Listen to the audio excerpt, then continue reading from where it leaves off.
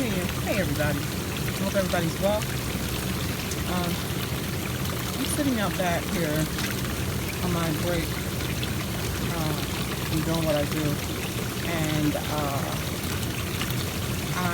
I just heard that Lamont Hill, the newscaster, has suffered blood clots for some reasons known or unknown. And I'm doing this video to say that, it's funny, when I heard it, your fly Nubian queen, it's just from there. My first thought was not, oh, good for that mother, so, because he don't like the black folks, blah, blah, blah, blah. It wasn't. My first thought was, wow, like, I hope this brother recovers, because, blood clots are no joke. And someone said something about, some commenter said, yeah, I bet he will still not, admit that it was from the Jews. And, I said, and they said, I wish him a speedy recovery. And I said, wow, I do too. Even though I think he's been pretty idiotic in his stands on many things, so against people melanated like himself. But immediately I thought of best wishes for his brother. And oddly enough, I mentioned in a response to that commenter's comment is that, yes, I agree that he gets better. We are definitely the people of compassion, and I think that's part of our problem, so to speak. Not that compassion is a problem, but we are the most forgiving, compassionate folks, we melanated folks on the planet. I mean, things have been done to us that make no sense, that we shouldn't be up in arms about. Things have been said about us, and things have been said about us from the what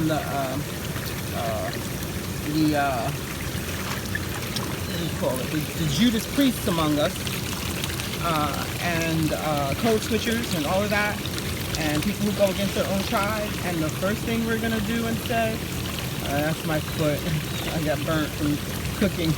Believe it or not, with those shoes on. That's what you get for cooking in flip-flops. But the first thing we think of is compassion. We're compassionate people. We are compassionate people. We're compassionate to everyone except ourselves. Unfortunately, we put ourselves behind everyone in the compassion department and many other departments as well. But the first thing I thought was like, yo, this brother is hospitalized for blood clots. Now that's something. When you hear, or when I hear blood clots, I would, someone young or someone is, especially if it's female and she is diagnosed with that, whatever, my mind thinks of birth control pills, because that's one of the side effects of birth control pills, contraceptives. And so a lot of young ladies suffer blood clots as a side effect of, progesterone, I think it is, or estrogen, certain things. And so that's what you think of first, but not a young man, I believe he's in his late 30s, early 40s, just out of the blue getting blood clots. But he will not, and it is the truth, associated with, the juice. And so I still feel for him, because even if it's not his wake-up call, and we really don't know, it's an oddity that a young man gets blood clots. I don't know if he's had any pre-existing conditions. I don't know anything about him, but it's very, very ironic. And everything these days is filled with irony, and we must make note of as closely as possible. I am personally dealing with some health issues in my family, and I just think of the irony of it. And the odd thing about that is that, I made a life decision yesterday that I'm no longer dating anyone, and not because of anything other than when you meet people, well, when I've met people here in the last few years, it's always, they never talk about health. They're always talking about, being in a place that they just think it's automatic in dating. I don't think that being sexual with a person is an automatic in dating. I know that it can happen, and I know that you can lead there, and I know that dating is an adult theme, as I've told my daughters, but doesn't automatically lead to sex. Like, some people think that automatically you're going to be having sex with them. Now, if you're dating for sex, I'm understanding that. There was a man that I saw. I was sitting with a friend, and she's been married, a neighbor. She's been married like 3 times, and she met someone online, and I'm talking to her outside my house. She's trying to urge me to go online and meet someone, and I'm like, kind of traditional, but she said, you know what?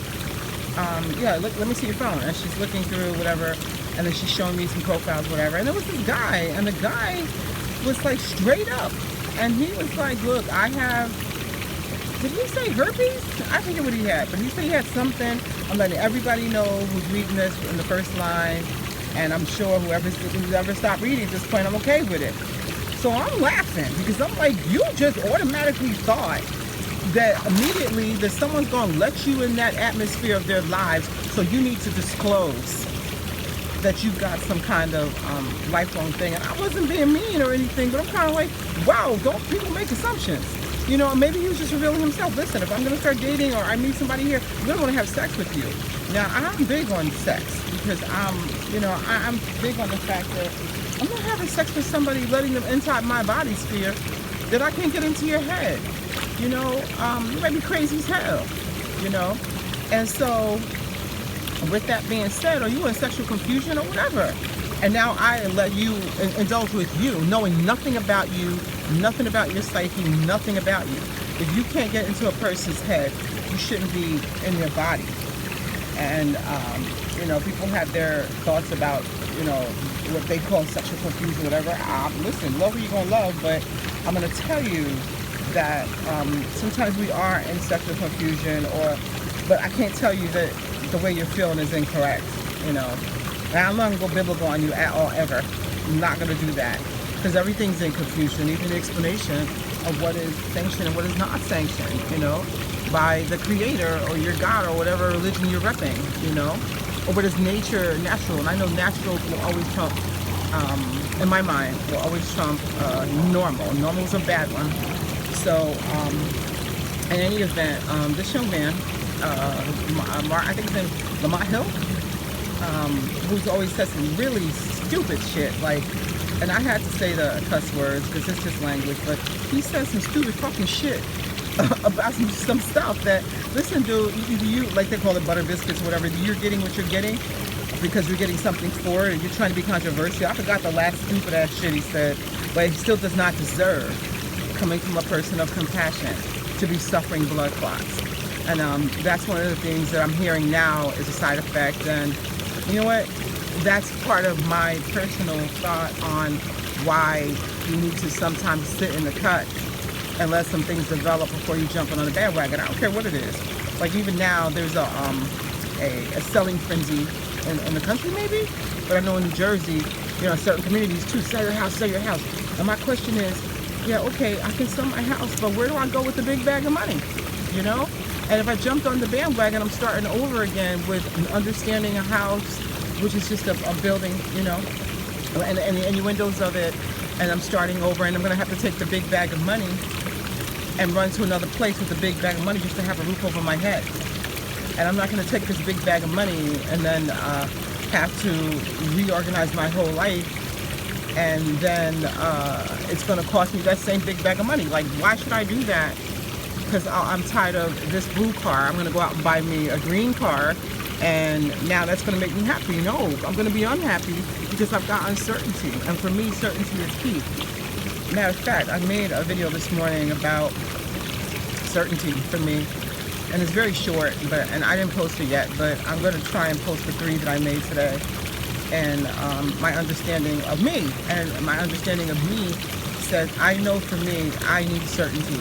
My birth order and where I was born, how I was born, and how I arrived here says, I need certainty. I've got nothing but proof that when I've been, what people may say, when I haven't been certain about a move I've made, it's always turned out badly for me, or adverse for me. Like I don't just do things out of impulse. Like I'm not impulsive. And some people say, oh, if you stay too safe, you might not get certain things. But my safety mechanism that I built in for myself, just because of, you know, that's my natural order of things, has always served me. So why the heck would I go against that? Like, why would I do something that's out of character for me and go against what my nature is because I can? I remember being told, oh, you just gotta swing for the fences. I'm like, yeah, you can swing for the fences, but how are you swinging with, you don't even know you have a rope to swing on. You're just gonna go running and expect to get over the fence. You don't even know what's over the fence. There's nothing wrong, like absolutely nothing wrong with having some information. Like, you're just being ignorant. Like, some people do make moves like that, and I'm okay with it because it feels right for you. But I know for me, and I have nothing but information, that me making certain moves impulsively do not work. And even if I came out safely, you know, I also know that, you know, I'm not that I'm afraid, but that there's always a better way to skin a cat. Like, why go out at night in the middle of the highway looking for a cat to skin when I can go outside my door and maybe go to an alley and find an alley cat? Like, why do it the hardest way? Like, there's a saying, I remember being in one of the big box stores, and we were looking for something. Oh, we were looking for we weren't. I was in a big box store. Someone was looking for a grout cleaner or a file or something, and it was just to get the old grout off of one tile that had broken in the shower. And they're looking for a whole machine to get this grout off this one tile.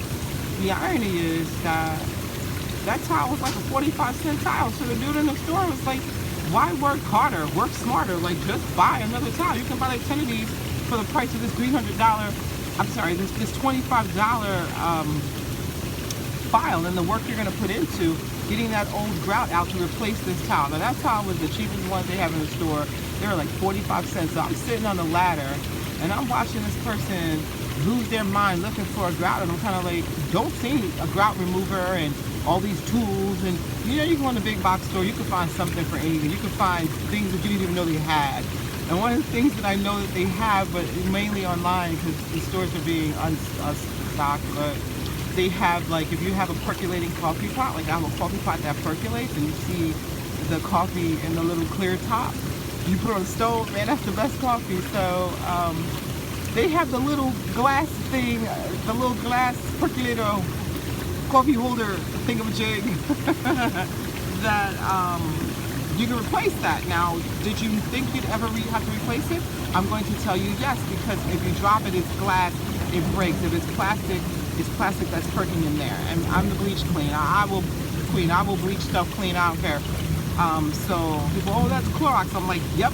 Because the truth is, if you are eating chickens from some of these places, there's bleach in your food. You know. I'm not off topic, but I remember reading something about hot dogs and how back in the day they used to put borax in hot dogs, like Nathan's hot dogs. I'm like, holy crap, borax? That kid smells like rats. But here's the truth. In a hot dog factory back in the day, they probably had to clean some of the rats. It's probably in the hot dog. That's why it was so juicy. So, you know, eating hot dogs, you know, like, wow. You know, so, you know, the more you know, the less you eat, unless you want to eat. But back to the bleach. So I'm not surprised that they're bleaching the chickens and everything, you know, bleaching foods. I'm not surprised they're coloring them to hide certain things. And so there is definitely, you know, people that do certain things the way they do them and it works for them. It may not work for me. I just know that my comfortability is key. And even when it comes down to juice, and even me sitting here, I have to be comfortable with using the right terms. Otherwise, you know, I don't know, take down my channel. I heard they were taking down people's channels. I heard they were, you know, deleting videos that you speak of this word that rhymes with stab. You can't even say the word that rhymes with stab anymore, you know, and they will take that video down. And I'm not surprised. So anybody who's around here pretending that it is not what it is, then you can pretend on, you know, because that's on you. So if you're laying here in the hospital with blood clots and all you did was go along with the experts, what they said, this is not that. At least I hope he has some time to introspect, if that's the right word. I'm using the right word, hopefully. And introspection, that's the word. And think that, you know what, maybe I can rethink this thought that I had, because some people go by what they know and what they've researched. And there's a young man, Quale, rapper, supposed to be a conscious rapper back in Day Day, and he was on Lord Jamar's show, and with the sister and another guest, and Rod Digger, another guest, and they'd asked him if he had taken a stab, right? And he said he took it months ago, and the other dude was like, no, he did not. And then Rod Digger was like, you know what? People shouldn't be asking you that. Like, what happened to HIPAA? Blah, blah, blah, blah. It's your personal choice. Now, someone commented that the way she's looking like she did take it down, to each his own. And they talked about when they first went to the motherland, they went to Africa, and they took vaccines, and they took pills, you know, malaria and stuff like that for malaria. And they didn't even think about it. It wasn't even a thought, because they said there's nothing that's going to stop you from going to Africa. And I could see that. I could see back in the day when we were less suspicious and we weren't under COVID and all this stuff thrown at us, that someone said, hey, Janice, you can go to Africa, but you got to take this, you got to take that.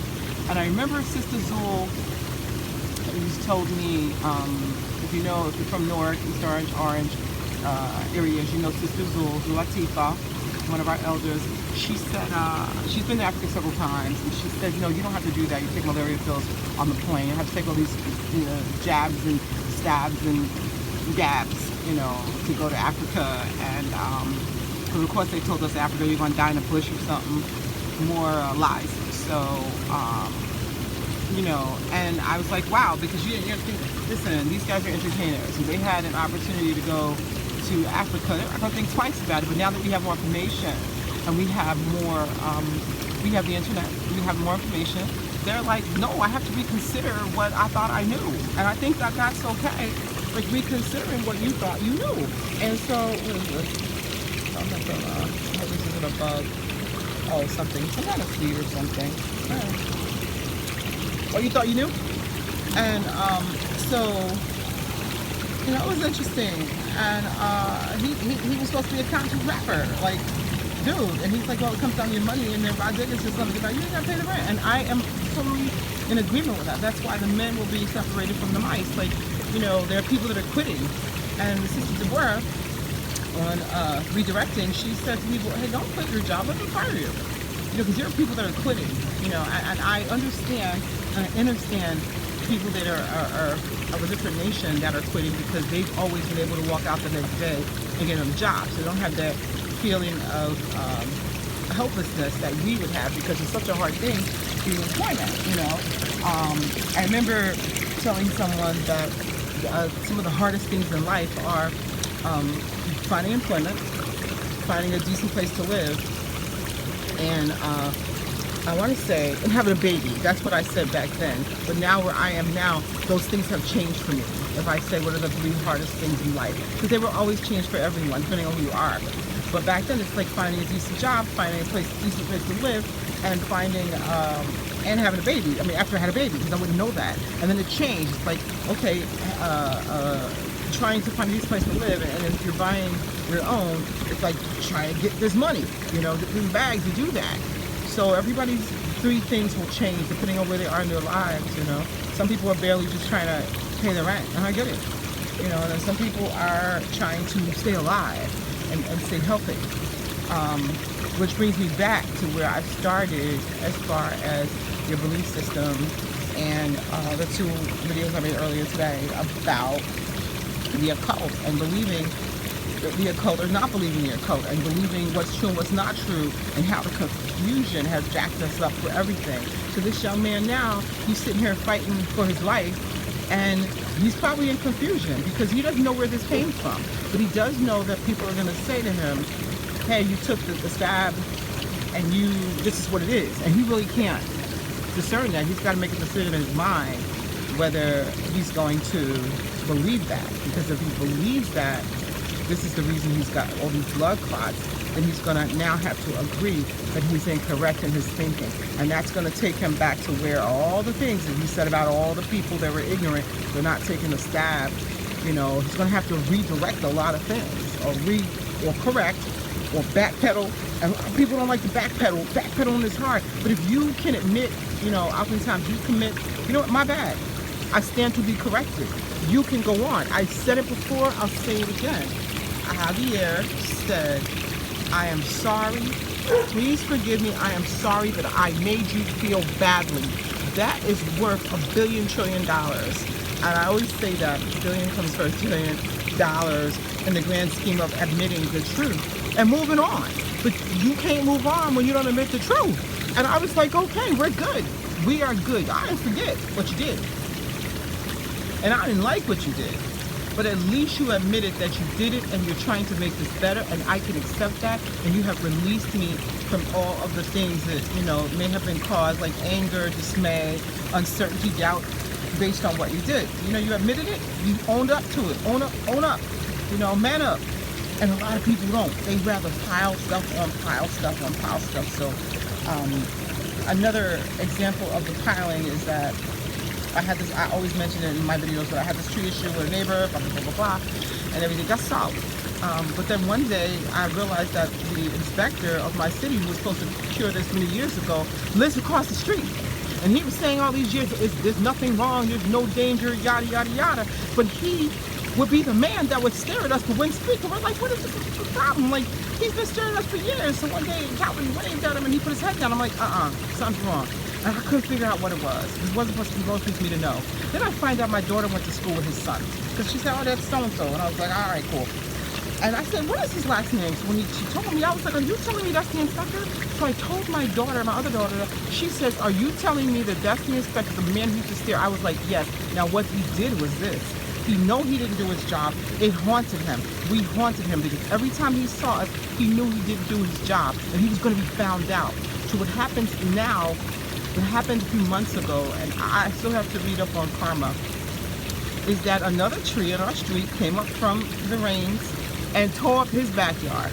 And I was like, wow, is that how karma works? They say that it doesn't completely work that way, but everybody uses it like, oh, karma's gonna give you, you do something, it comes back to you. No, you refuse to fix what you've broken by attending to the fact that you didn't inspect these people and find these people. Why he didn't? Because of us. We never knew him, we didn't do anything to him, but I think we were like an oddity to him, And then you now see that this woman has a new car and a new fence, and you're still staring, but you won't say hello because now I don't know who you are. And I remember my daughter was like, Mommy, I was talking to him one day, and he's like, oh, you're Leslie's fan. And it's like, yeah. And she said, oh, yeah, your mother wrote my dad a letter, and I don't know why he's being, unreasonable about it. It's not a big deal. She said, listen, my mother didn't write a letter to your dad being unreasonable because she did suffer something. He's like, yeah, I saw. I saw a tree like kill your car and rip your fence up. Like, I don't know why my dad's being unreasonable. Well, your dad's being unreasonable because he's gotten found out.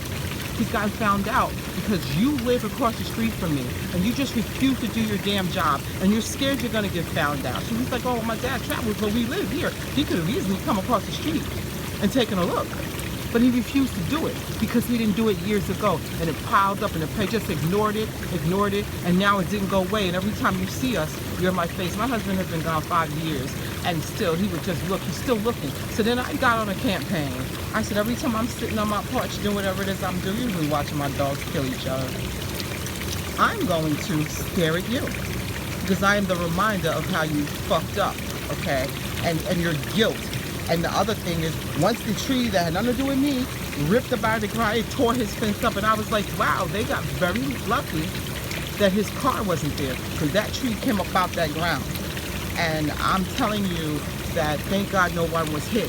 It could have been your entire house, and it did damage, all right? It did damage. When I tell you it did some damage, these trees are hundreds of years old or whatever. I didn't read the annual rings or look at them, but you can tell it ripped up damn near the sewer line, and then it tripped over and ripped up his fence and all this damage, and the branches were huge, and it was just from the rain, and the tree couldn't take it anymore. But now you're dealing with what I've been dealing with for years, and you just didn't handle it. So someone would say, oh, that's karma, that's karma. I'm like, maybe. And I still, coming from the place of compassion, we are the people of compassion, said, whoa. When I seen it, I was like, whoa, I know what I had to go through when I had this issue, so I can empathize with him. It's like, oh my gosh, you got to call your insurance company. If you got something, you got to call the city. But you work for them, you still got to call somebody. You don't know if your sewer lines are ripped up. You don't know. Now you're dealing with what I've been dealing with since I've been living here, and you didn't even say anything to inspect these people's houses, knowing damn well these people are pigs because the owner doesn't live there, and her tenants are pigs. And so, you know, now, and then you see, like, and he would just look at us and stare, put his head down and say, what is your problem? I never knew, we never knew. So when I told my daughter, do you know that's the infection? She says, Mommy, are you kidding? I was like, nope. And I tell the other girl, listen girl, stuff do come to light, all of us, like all of us. Now, back to Lamont Hill, I wish you the best. I wish him peace and hair grease and a speedy recovery, coming from yet another person of compassion. That's who we are. We're copper-colored crystal people of compassion, okay? So, and don't be upset that we're that way, because we know who we are, and it's okay to be who you are. And this place we're in, that 400 years is right at the edge. Unfortunately, we are a casualty of war, and it's okay to still be heartfelt in someone's recovery for their health, because that's worth more money than anything he can get from anybody, you know, any attention he can get from anywhere. And I wish him the best. Peace and hair grease, and live from the ground. I'm out.